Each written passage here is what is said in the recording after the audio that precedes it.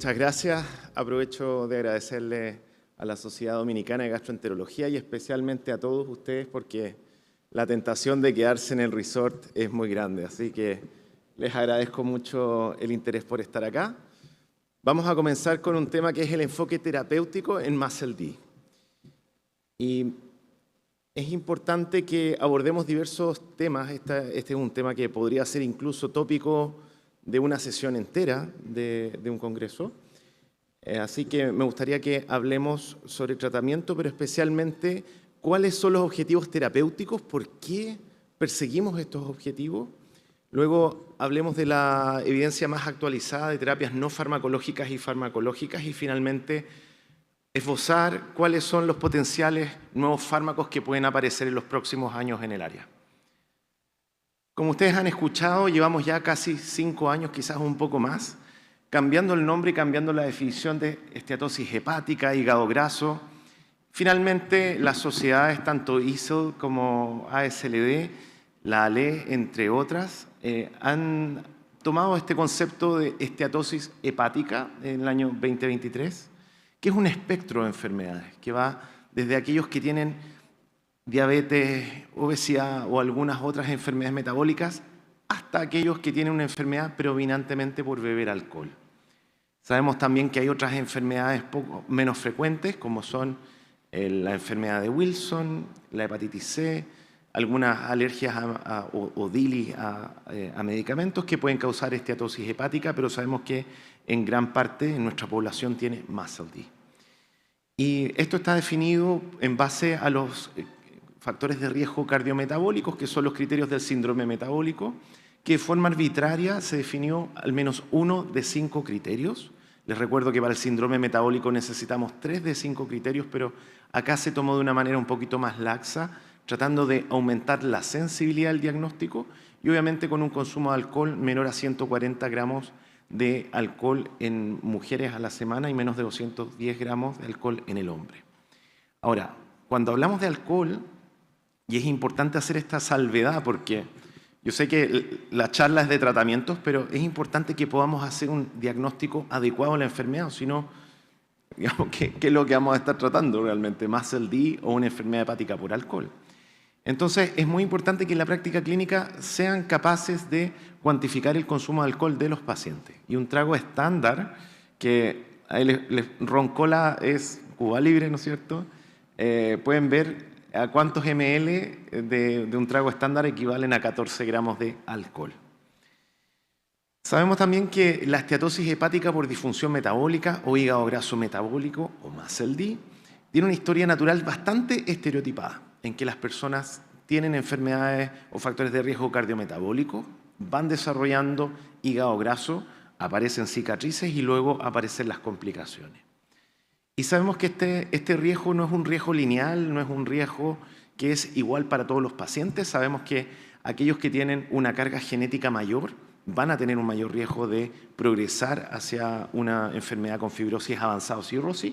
Y también sabemos que aquellos que beben alcohol, incluso dentro de los umbrales de la nueva definición, tienen más riesgo de progresión. Esta es una enfermedad heterogénea. Ustedes mismos en la práctica clínica ven pacientes que quizás no tienen obesidad, no tienen una gran diabetes, pero tienen una enfermedad hepática bastante avanzada, mientras otros pacientes, por ejemplo, que estamos evaluando para una cirugía bariátrica, que pueden tener un índice de masa corporal muy elevado, a veces tienen un poquito de esteatosis y no tienen ni siquiera alteración de pruebas hepáticas. Y eso está condicionado tanto por factores genéticos, factores hormonales, aspectos del estilo de vida y, lógicamente, la carga de factores de riesgo metabólicos y el consumo de alcohol. Sabemos también que en esta enfermedad no es lo mismo tener fibrosis significativa, fibrosis avanzada, cirrosis o no tener cicatrices. De hecho, en este estudio pivotal que se publicó en 2021 del NASH CRN, ustedes pueden ver que solamente los pacientes que tenían fibrosis avanzada o cirrosis son aquellos que realmente van a morir de forma importante o de forma elevada de MUSCLE-D.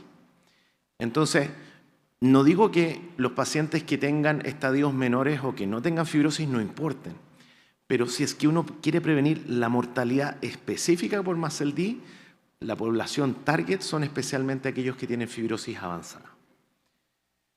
Así, es importante que en la práctica clínica seamos capaces de estratificar el riesgo.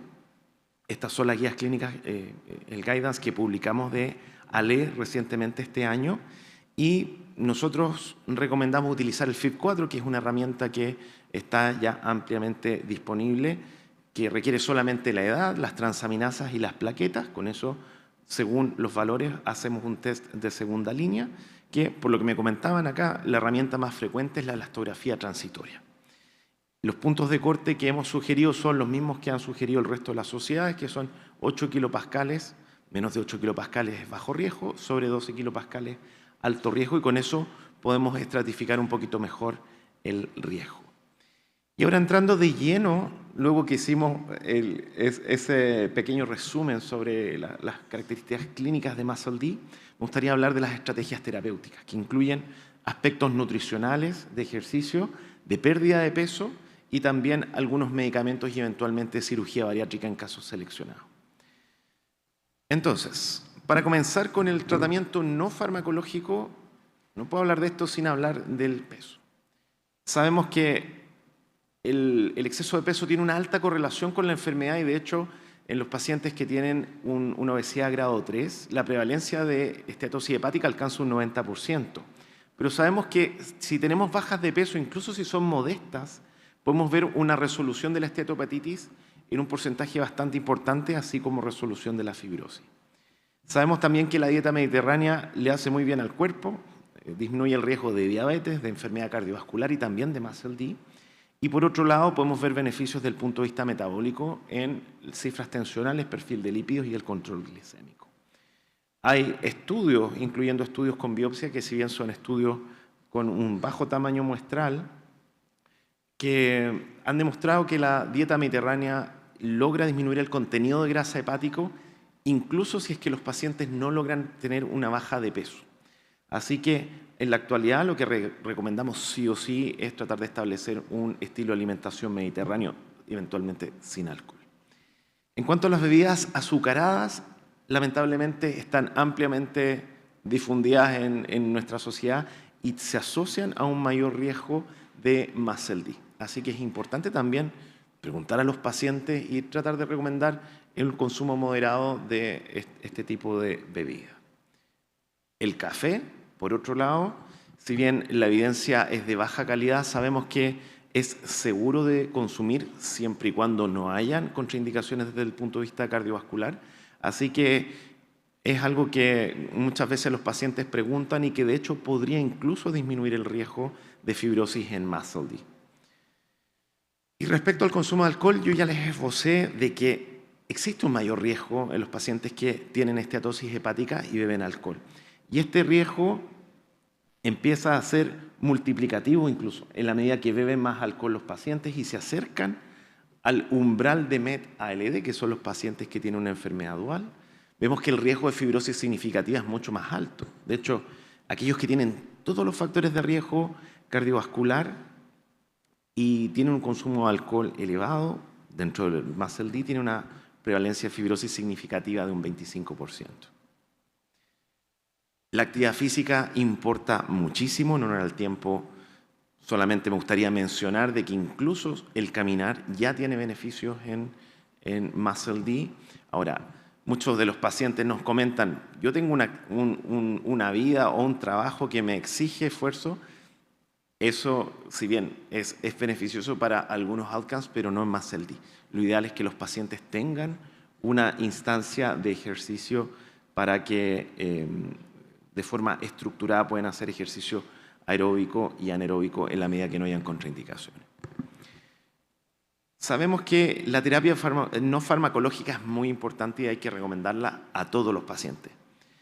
Pero sabemos también que hay nuevos fármacos que pueden cambiar la historia natural de la esteatosis hepática, pero que no todos los pacientes se van a beneficiar de esto. Y por lo mismo es que quería mostrarles cómo uno estratifica el riesgo, porque aquellos que más se van a beneficiar de este tratamiento son aquellos pacientes que tienen ya una fibrosis significativa, una fibrosis avanzada o una cirrosis, porque son ellos los que probablemente van a morir de una enfermedad hepática a lo largo del tiempo.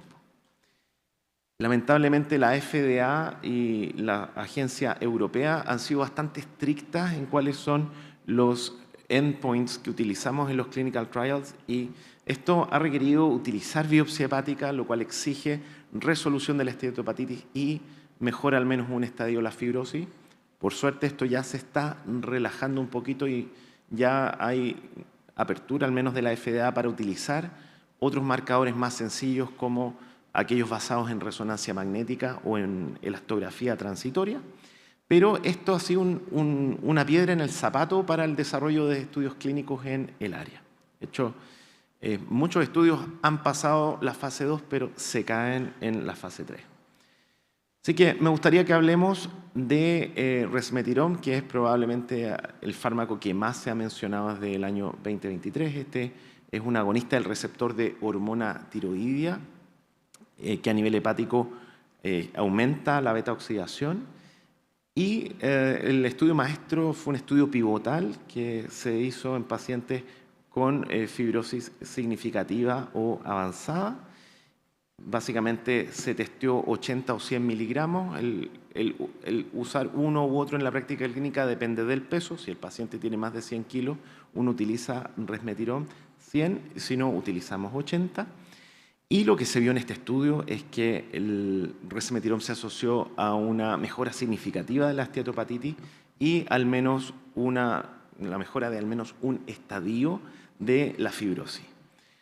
Ahora, debemos reconocer que el efecto, si bien es significativo, es un poquito menor de lo que nos gustaría en la práctica clínica, especialmente considerando que es un fármaco que vale $48.000 al año el tratamiento. Entonces, tiene beneficios, pero creo que también en nuestro medio, especialmente en Latinoamérica, probablemente necesitamos buscar otras estrategias.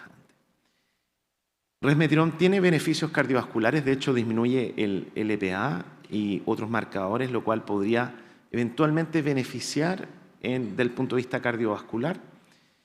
Y ya existen unas guías clínicas desarrolladas o lideradas por Mason Noureddin, que están publicadas recientemente, que nos sugieren algunos puntos de corte basados en elastografía hepática transitoria y plaquetas para ver quiénes más se van a beneficiar de este tratamiento.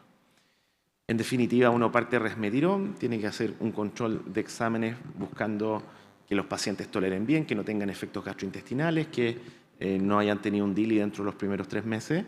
Y lo que se sugiere es a los 12 meses hacer un chequeo con pruebas hepáticas, elastografía hepática transitoria y una resonancia magnética con estimación de grasa por PDFF. Y con eso, si es que hemos tenido disminución de las transaminasas, si es que hemos tenido una caída en la elastografía de más de un 30% o una mejora de más del 30% de la resonancia, de la estimación de grasa, eso se correlaciona con una buena respuesta a este fármaco. Como ya les comentaba, resmetirom es bueno, pero no está disponible en nuestro medio y es poco probable que esté disponible aquí al próximo año. Así que me gustaría que entremos a hablar de medicamentos que ya están disponibles, al menos aprobados para indicaciones como diabetes o para obesidad. Y liraglutide es uno de aquellos medicamentos. Y este es el estudio LINK que se publicó ya hace casi 10 años. Es un estudio bastante pequeño, pero lo que mostró es que en pacientes con esteatohepatitis, con fibrosis grado 2-3, existe una resolución de la esteatohepatitis mayor en aquellos que usaron liraglutide y con mejoría, obviamente, en marcadores histológicos. Si bien este estudio fue pequeño, el tamaño muestral no estaba capacitado para demostrar beneficios en fibrosis, cabe destacar que aquellos que estaban utilizando liraglutide no tuvieron una progresión hacia otros estadios comparado con aquellos que están en placebo, que sí tuvieron una mayor progresión en el estadio de fibrosis. Posteriormente, en el 2021, llegó semaglutida y se publicó en el New England fase 2. Fue un poco exótico porque se utilizó en dosis diarias, considerando que la mayoría de las indicaciones es de uso semanal. Y aún así, fue un estudio positivo desde el punto de vista de lo que estaba propuesto. que era la resolución de la esteatopatitis sin empeoramiento de la fibrosis, y por eso es que se avanzó hacia un fase 3, que es el estudio ESSENCE. Y en este estudio lo que se usó es semaglutide de 2.4 miligramos semanal por 72 semanas, y este estudio fue positivo y permitió que la FDA aprobara semaglutide como segundo fármaco para MASH fibrótico, especialmente en aquellos que tienen un índice de masa corporal sobre 27. Ahí vemos en la figura la diferencia tanto en resolución de esteatopatitis, que alcanzó un 63% en aquellos que usaron semaglutide, y resolución de la fibrosis sin empeoramiento de la esteatopatitis, que alcanzó un 37%. La gracia de medicamentos como semaglutide es que tienen beneficios desde el punto de vista cardiovascular, así que esto podría ser muy atractivo en nuestra población, porque si bien yo les mencioné que aquellos que van a tener mortalidad por enfermedad hepática son aquellos que tienen F3 y F4, sabemos que la principal causa de mortalidad en todos los pacientes con MASLD es mortalidad cardiovascular. Hay otras terapias como tirzepatida, que por lo que me comentaban ayer, prontamente va a estar disponible. Y si bien todavía no hay estudios fase 3 terminados, este fase 2 que se publicó también en el New England demostró que tirzepatida logra tener una mayor resolución de la esteatopatitis comparado con placebo. Así que estamos todos esperando el resultado de los estudios fase 3. Y existen otros medicamentos como los agonistas triple, como retatrutide, que en estudios fase 2 ha demostrado no solamente resolver la esteatopatitis, sino que probablemente curar la enfermedad. Porque ustedes ven en la figura, aquellos que usaron dosis más altas, hasta un 85% de los pacientes tenían un contenido de grasa hepático menor al 5% en la resonancia, lo cual es ausencia de esteatosis hepática. Así que, si bien existen varias terapias basadas en incretinas que están en fase 2 y 3, el mensaje clave es que probablemente vamos a tener varias disponibles y que el perfil clínico del paciente es quien nos va a guiar a cuál medicamento usar y cuál no. Finalmente, me gustaría hablar de vitamina E y pioglitazona, que son medicamentos que se han usado ampliamente desde el estudio PIVENS del 2010. Lamentablemente, la vitamina E ha caído en desgracia en los últimos años por varios aspectos. Primero es porque no ha tenido una evidencia sólida que demuestre disminución en los estadios de fibrosis, y porque se ha visto algo de evidencia que aumenta el riesgo de cáncer de próstata, especialmente aquellos que usan más de 10 años vitamina E, y aumento de accidente cerebrovascular hemorrágico, que lamentablemente el perfil de nuestros pacientes es un perfil de mayor riesgo cardiovascular. Entonces, me parece que hay que considerarlo y usarlo con precaución, especialmente ante la disponibilidad de nuevos fármacos. Y pioglitazona también, si bien hay equipos, sobre todo de endocrinología, que todavía son muy entusiastas en su uso, existe un riesgo equívoco necesitamos un poquito más de evidencia, pero existe un potencial riesgo de cáncer de vejiga, también un riesgo de osteoporosis, y genera un leve aumento en el peso de 2 a 3 kilos, que es algo que también obviamente no deseamos en esta población. Finalmente, me gustaría dedicar algunas palabras para fármacos como la lanifibranor, que es un agonista pan-PPAR, que en el estudio fase 2B demostró tener una mejora importante en la esteatopatitis y sumado a una mejora en la fibrosis y en un outcome compuesto. Así que actualmente se está terminando el estudio fase 3, que creo que va a ser muy interesante de ver. Un fármaco que también nos ofrece estrategias terapéuticas, especialmente en aquellos pacientes que no tienen una gran carga de enfermedad como diabetes u obesidad. Y los análogos de FGF21, esto es básicamente una hormona que tiene diversos efectos pleiotrópicos, incluyendo disminución de la resistencia a la insulina y de la lipólisis en el tejido adiposo. Existen varios fármacos que están en fase 2 y 3, y recientemente se publicó en el New England los resultados de efruxifermin, que incluyó 181 pacientes que ya tenían cirrosis por hígado graso, y si bien a 36 semanas no se observó un beneficio significativo, Interesante que al prolongar, este era el endpoint secundario, pero al prolongar a 96 semanas, sí se observó un beneficio en reducción de la fibrosis, y estamos hablando de pacientes que ya tenían una cirrosis establecida. Así que me parece que es un resultado bastante prometedor. Solo para concluir, el beneficio de estos fármacos como resmetirom y las incretinas parece ser un beneficio significativo pero modesto comparado con los nuevos fármacos que vienen en camino. No olvidar la cirugía bariátrica, que en casos muy bien seleccionados puede ser una excelente alternativa para el manejo de pacientes con esteatopatitis y fibrosis significativa o avanzada. Y me gustaría que se lleven los siguientes mensajes. Lo primero es que esta es una enfermedad multisistémica, requiere un enfoque multidisciplinario. No basta solamente con dejar un medicamento inyectable, necesitamos que los pacientes tengan un mejor estilo de vida, un estilo de vida más saludable. Esto es para todos los pacientes, no solamente aquellos que tienen mayor riesgo desde el punto de vista de la fibrosis. Y los fármacos los vamos a reservar para aquellos que ya tienen una fibrosis significativa, avanzada, o eventualmente a aquellos que tienen cirrosis, dependiendo del fármaco. Resmetirom y semaglutide ya están aprobados por la FDA para el tratamiento de la esteatopatitis F2, F3. Necesitamos obviamente ver los resultados a 5 años, pero parecen ser fármacos bastante promisorios. La vitamina E y pioglitazona, si bien todavía podrían ser una estrategia terapéutica en casos muy seleccionados, ya recomendamos no utilizarla a gran escala considerando los potenciales efectos adversos. Y existen varias familias de fármacos que en el futuro creo que nos pueden dar muchas satisfacciones desde el punto de vista terapéutico. Eso es lo que les quería contar en esta sesión. Muchísimas gracias.